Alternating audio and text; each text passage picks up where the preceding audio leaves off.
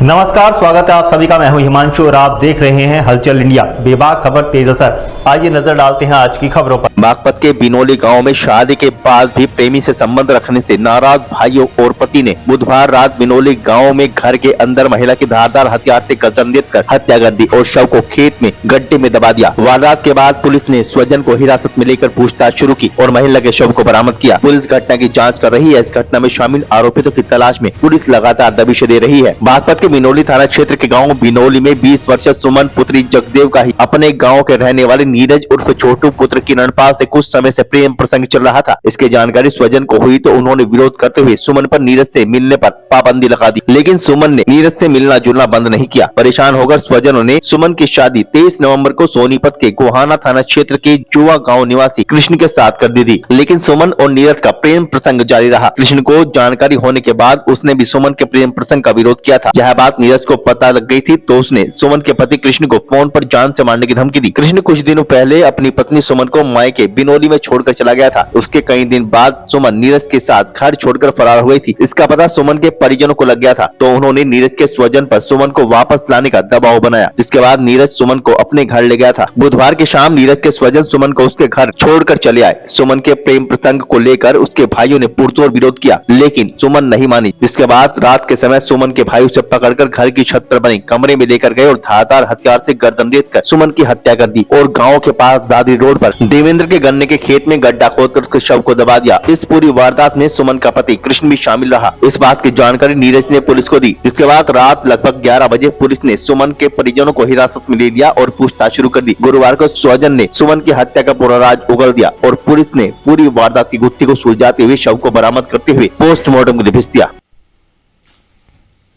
आज दिनांक 2/1/25 को थाना बिनौली के चौकीदार इंतजार पुत्र आस मोहम्मद ने थाना बिनौली पर एक लिखित सूचना दी कि कस्बे में एक लड़की 22 वर्ष विवाहिता को प्रेम प्रसंग में उसके परिवारीजनों ने घर पर मारकर सबको गायब कर दिया है।